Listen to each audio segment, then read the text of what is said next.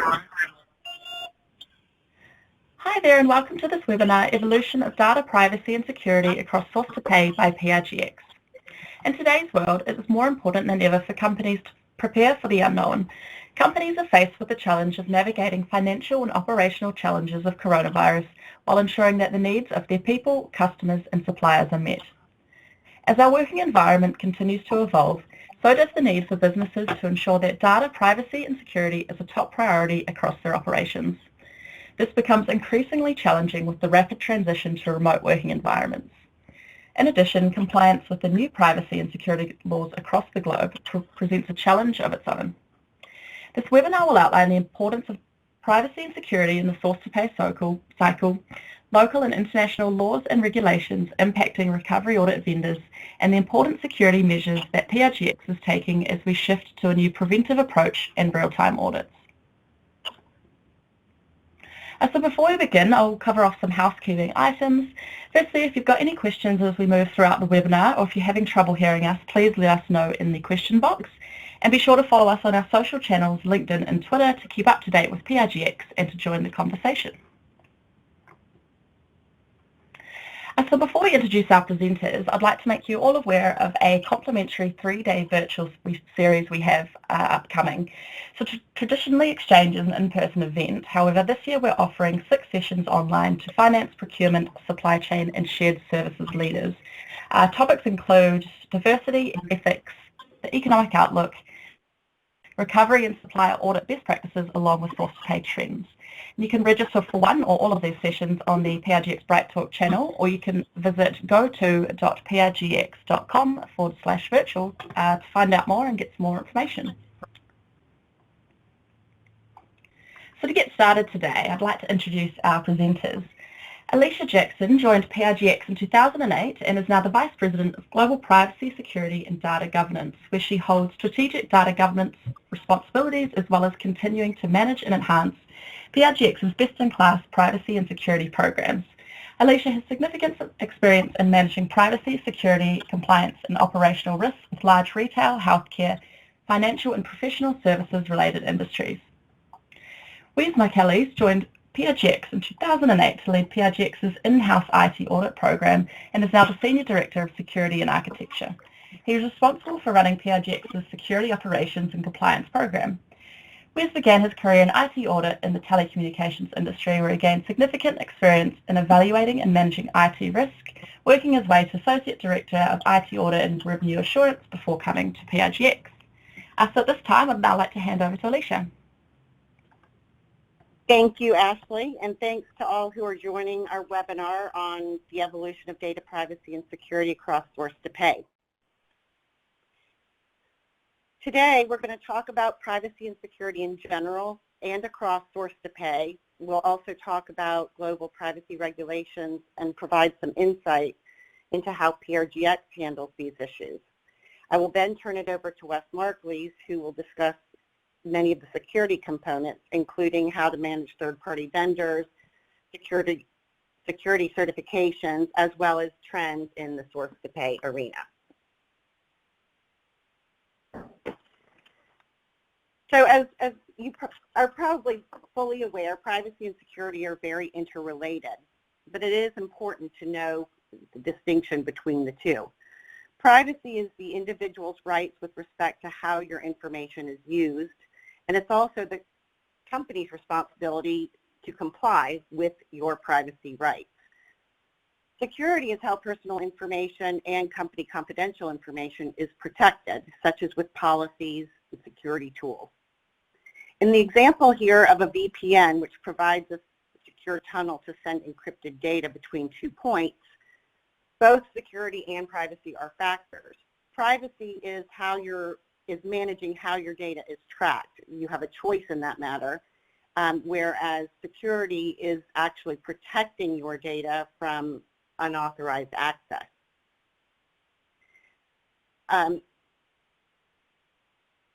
One of the things that, privacy and security teams have a very important mission within a company. It's important to partner with internal teams, whether it be IT, marketing, HR, finance, legal, sales. For example, if IT is deploying a new system, security needs to assess that system and make sure that policies and standards are adhered to, just as if HR was onboarding a new partner, third-party partner for employee benefits, that partner as well needs to be evaluated. It's also important to provide timely access or timely guidance to the business so that you're not impacting key deadlines as well as user experience. If IT security is overly burdensome, it can cause shadow IT and therefore reducing the security. Client expectations and regulatory requirements are continuously changing, so timely action is obviously necessary. Privacy and security can also support innovation. Privacy and security can be a company's key differentiators, help businesses grow and maintain client, investor, and public trust. Again, privacy and security must remain diligent in evaluating client expectations, technology advancements, regulatory landscape, as well as new security threats.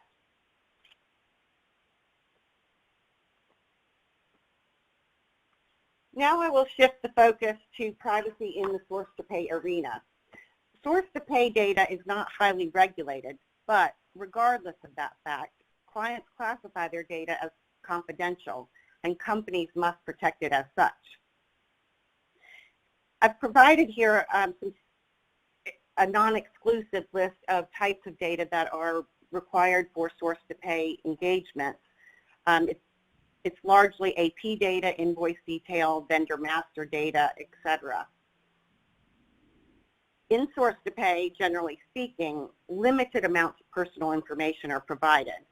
And this is limited to things such as contact information of employees and suppliers, meaning the name, a business email. Regardless of this, PRGX protects all client data, treats it and protects it as confidential, partially in anticipation and preparation of moving to more real-time auditing, which clients will likely consider more sensitive than AP data in arrears.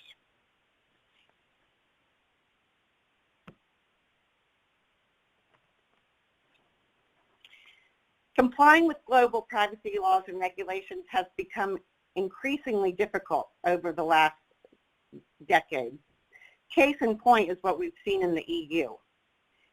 In addition to the major change with the adoption of GDPR, we've been through many changes with respect to the approved mechanism for dealing with trans-border data flows between Europe and other parts of the world. In 2015, Safe Harbor was annulled. As you know, Safe Harbor was the mechanism in which companies in the U.S. could bring EU data to the U.S. in compliance with privacy regulations. And then in July of 2020, the European Court of Justice declared the Privacy Shield framework invalid. The Privacy Shield replaced Safe Harbor, and now Privacy Shield has been deemed invalid. Needless to say, the Privacy Shield was only one mechanism that allowed transfers outside of Europe. Luckily, there are others. There were and still are, such as standard contractual clauses as well as binding corporate rules.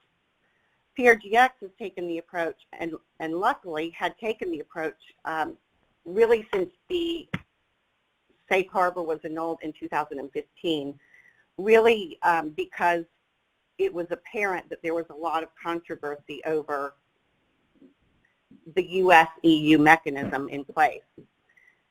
So as such, PRGX continued to enter into standard contractual clauses with EU clients, in addition to being certified under the Privacy Shield, so that our operations were not negatively impacted. Plus, once the Privacy Shield was annulled, we already had that those standard contractual clauses in place. So it was not, it was easy to just kind of migrate into that approach. In addition, with respect to global privacy laws and regulations, PRGX's approach is to take the most highly regulated, in this case, Europe, and then we evaluate global and domestic, so domestic and international privacy laws, and adjust our privacy policies and practices accordingly.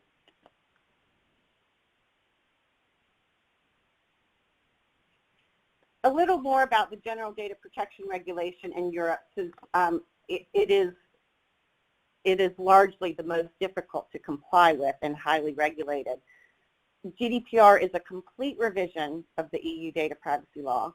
It was adopted in 2016, but did not become effective until May of 2018. And obviously, the GDPR now supersedes the previous EU Data Protection Directive. Interestingly, GDPR is actually not a regulation. It is a regulation. It is not a directive. It is directly binding, but does provide some flexibility for certain aspects to be adjusted by individual member states. One of the things, most concerning things for global companies like PRGX and many other companies in the world are the fines that can be pushed down to companies for failure to comply.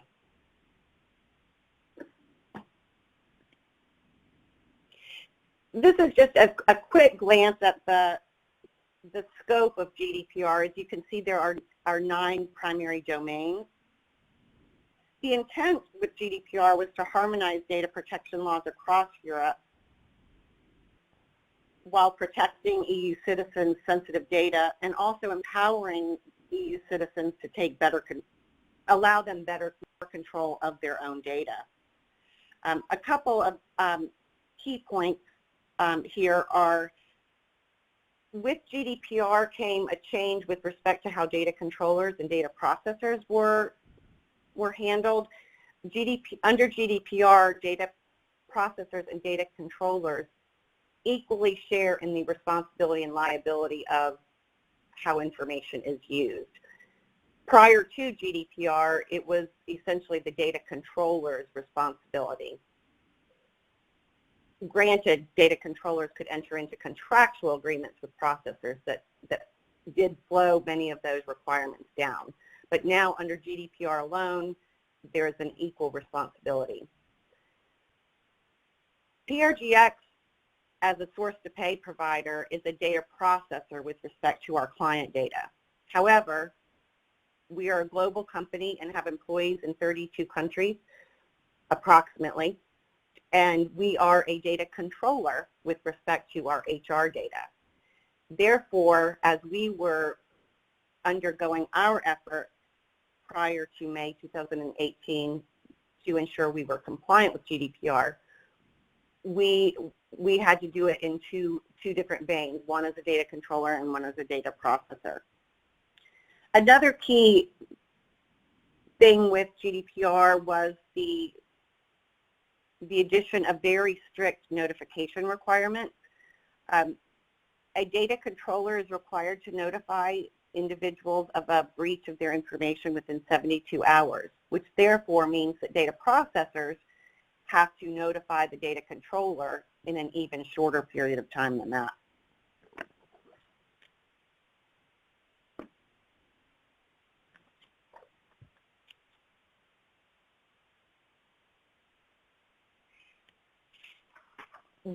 Another major change in Europe was with respect to Brexit.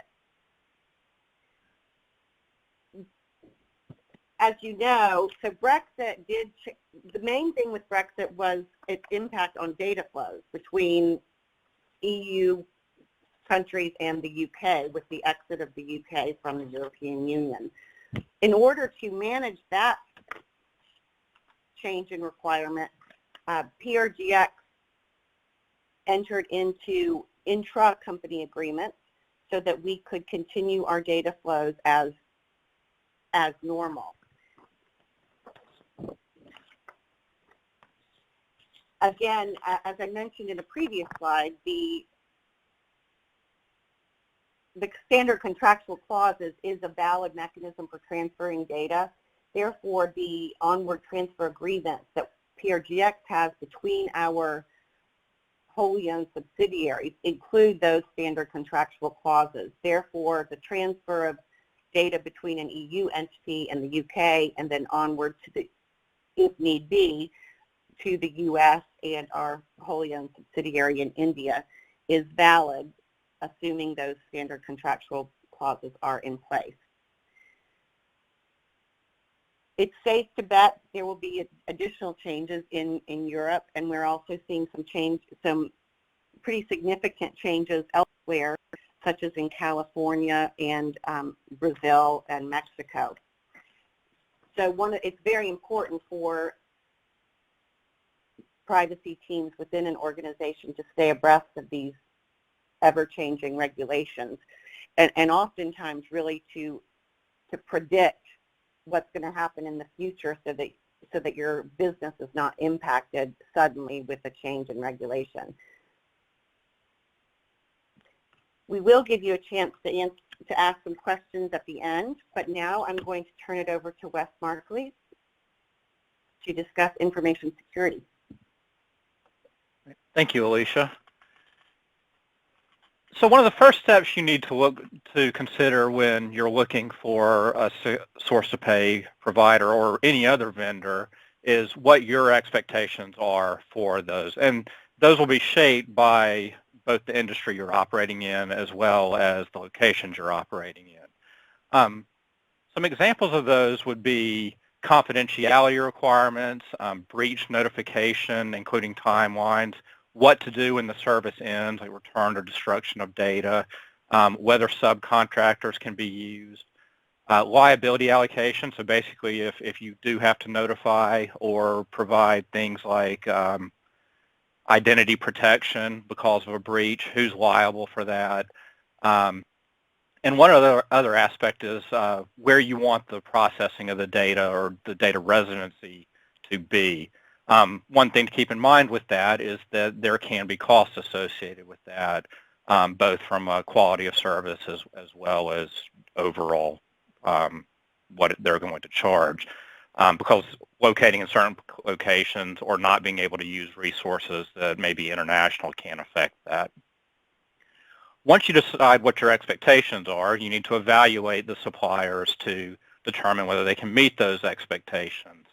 That can take on a number of forms. It can be security assessment questionnaires, independent audit reports such as SOC 2 or ISO 27001 certification.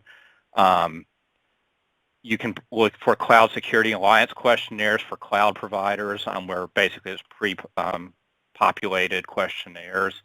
And also contractual requirements that you may want to insert and have them agree to.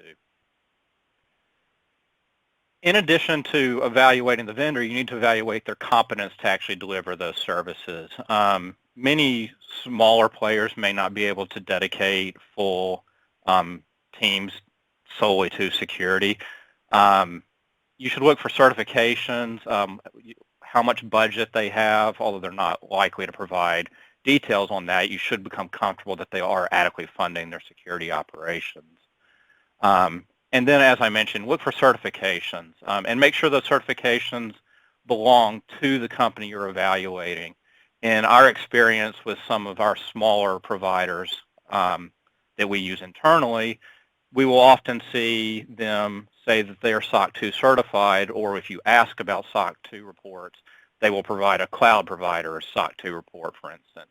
And while that's certainly important, it is completely possible to deploy a very insecure solution in a cloud environment that has all the capabilities to be secure.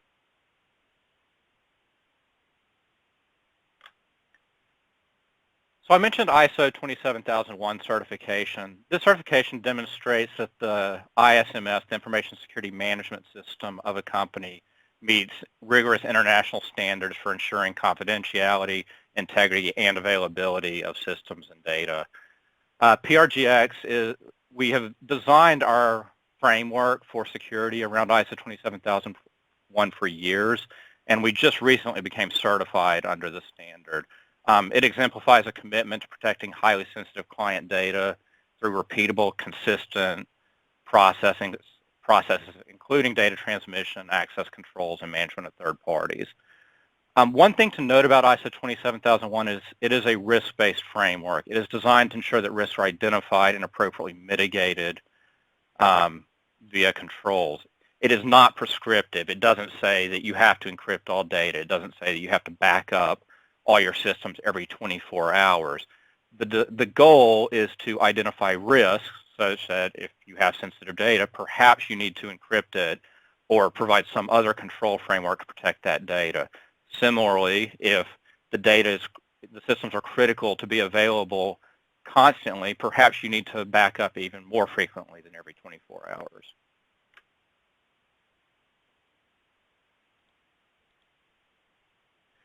So PRGX has a strong commitment to data privacy and security. We do have a dedicated team consisting of 4 individuals, including Alicia and I. We hold multiple certifications in the privacy and security space. We have a certified information privacy professional. We have 2 certified information system security professionals, a certified information systems auditor, a certified Cisco network security associate, a certified ethical hacker, and a certified cloud security professional. We demonstrate knowledge and commitment to security in all of the spaces that we operate, as well as an ability to adequately evaluate our own security program. In addition to the privacy and security team, all employees are responsible for security. It is imperative that all employees are trained on their role in security, including protecting their passwords, being observant, properly handling data, etc. I'm going to go into more detail into PRGX's security framework, as well as the audits and certifications that we have. Alicia's already covered the regulatory requirements that inform our security program. So the first step in developing a security framework is building out the team and designing the standards to which you wish to comply, basically the goals and objectives for the company, as well as testing those and making sure that you have plans for what to do when things go wrong, because they will go wrong. Once you have that in place, you need to train the teams, including the IT teams, as well as all employees, as far as what to do to ensure that data is secured. Most breaches happen because of employee error now. It's not really intentional. It's just that there's a lot of bad actors out there that are doing everything they can to gain access to systems and data. And they can get some very sophisticated ways of doing that, including phishing campaigns. The first step in stopping those is making sure that employees are well equipped not to fall for them. In addition to making employees aware, we should also implement security controls. And if you work in the finance and accounting space, you're familiar with controls, but you may not be familiar with how they apply to security. Preventative controls help prevent a breach from occurring to begin with. These types of controls include those that you very well may experience personally, such as password requirements, your system getting patched, your workstation getting patched, multi-factor authentication, web content filtering. And then there's also controls that are working on the back end and managed by the IT and security teams, such as encrypting data, both in motion and at rest, firewalls, and intrusion prevention systems. I mentioned earlier that things will go wrong. It's inevitable, and it is important to have sufficient detective or corrective controls in place to minimize the impact of what went wrong. These can include things such as collecting, centralizing, and analyzing system events for indicators of compromise, and being able to adequately respond to those if they are, requiring password changes if an account is suspected of being breached, and having incident response plans to ensure that evidence is appropriately collected, lessons are learned, interested parties are notified, press communications are handled, etc. Physical controls, they really fall under the same preventative and corrective controls, but I think they might differ somewhat from what many people might consider for security. A lot of the stuff is obvious, such as computer systems should be behind locked doors. Perhaps there's surveillance cameras and guards. However, one thing I think a lot of people don't necessarily consider are the environmental controls that ensure that those systems remain available, because availability is one of the main components of security. Those include sufficient air conditioning, because computers generate a lot of heat, battery backup, generators, redundant power supplies within the individual systems. PRGX uses world-class data center providers that help us deliver this security. Our data center requires badge access. It requires multiple biometric controls, including iris and fingerprint scans. We have dedicated equipment cages, and we have this called N+2 redundancy in power and cooling, which means two systems can be lost and still have adequate cooling and power to provide services. Finally, the functioning of the control environment should be verified by independent audits. That can include internal audits conducted by an internal audit team of the company, but separate from the security team. ISO 27001 certification, SOC 2 audits, as well as third-party penetration testing.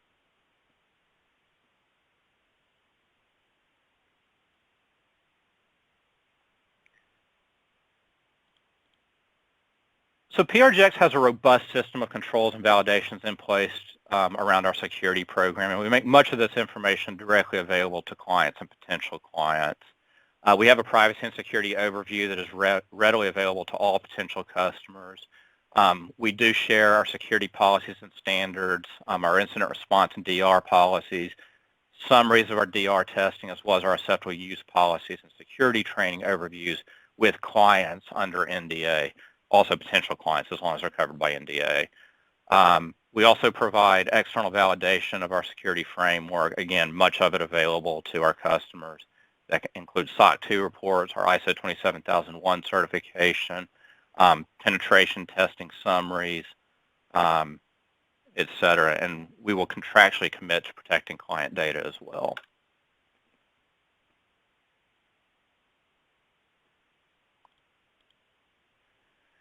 So looking forward in trends in source-to-pay auditing, we are working very hard to deliver our services closer to the actual events occurring.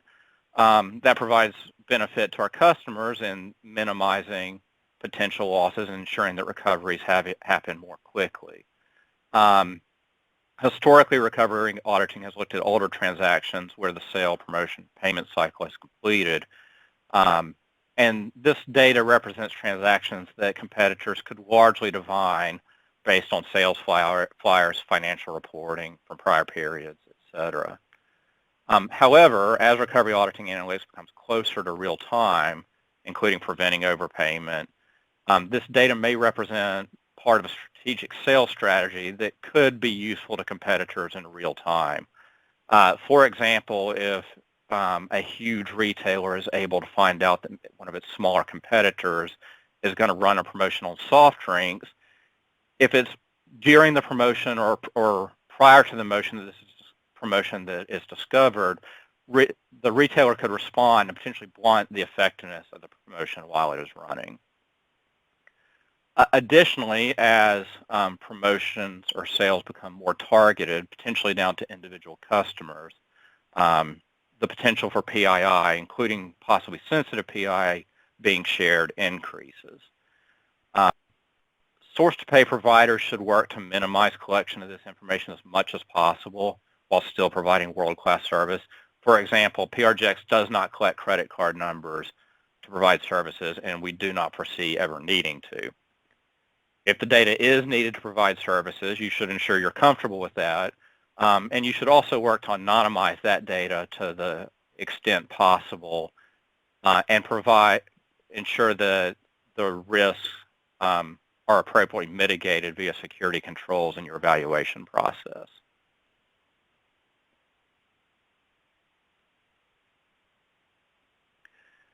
So key takeaways, the data used in source to pay is not highly regulated relative to many other industries and data types such as banking, national defense, etc. It is, however, sensitive data for our client and is more sensitive as the industry moves closer to real-time auditing. Therefore, client data should be treated as confidential, and everyone must protect it as such. This is a top priority for PRGX, and we do have a team dedicated specifically to that. That team should be responsible for implementing a robust set of operational, technical, and organizational controls to ensure the security of the systems and data. And that commitment should be displayed in multiple ways, including third-party independent audits, such as a SOC 2 report or 27001 certification.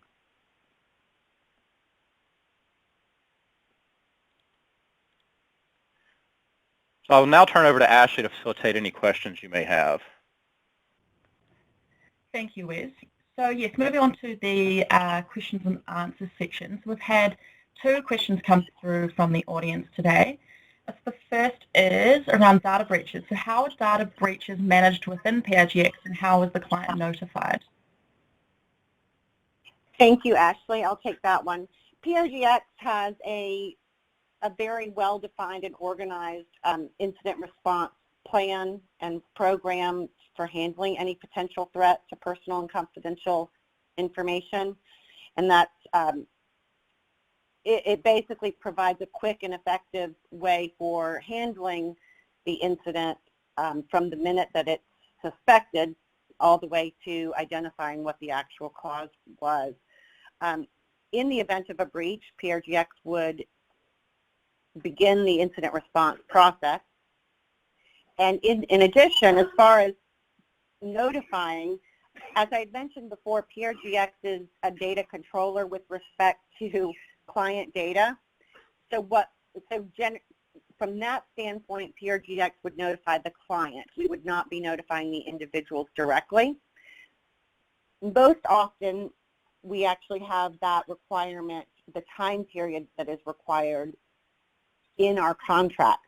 Regardless of whether we do or not, we would notify the client within 48 hours. With respect to PRGX as a data controller, meaning our HR data, in that case, we would be notifying our employees directly. Thank you. Thanks, Alicia. So the second and final question we have had come through, what happens to clients' confidential data post-audit and what's the process around this?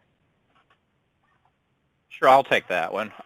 So when I was discussing the expectations that you should identify for your vendors, one of the things I mentioned was return or destruction of data.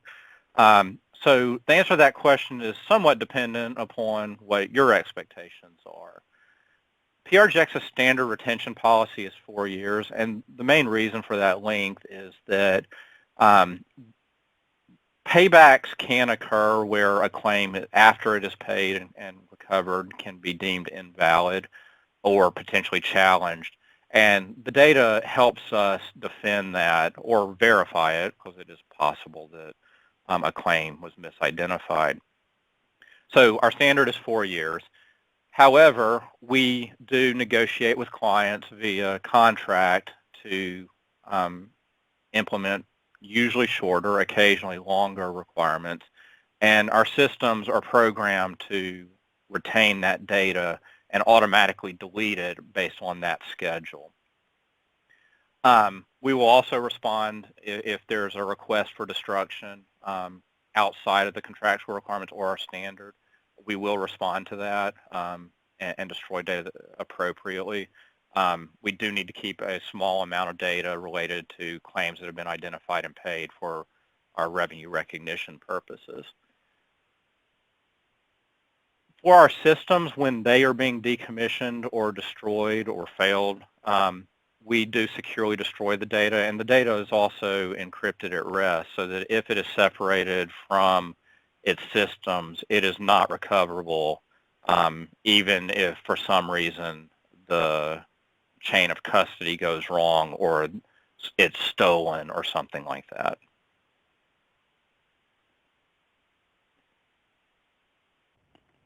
Great, thanks, Wes. So I'd like to say a big thank you to both Alicia and Wes for sharing the insights into data security and privacy across source to pay today. And if you have any questions, feel free to reach out to either Alicia or Wes directly. Their emails are just on the slide here. And we'd like to thank you all for listening in on today's webinar and for joining us. The recording will be available either on our Bright Talk channel or on the PRGX website under the resources section. And as far as this webinar goes, we'd really appreciate if you could provide a rating or any feedback in the box below the video. So we thank you all again for joining us today.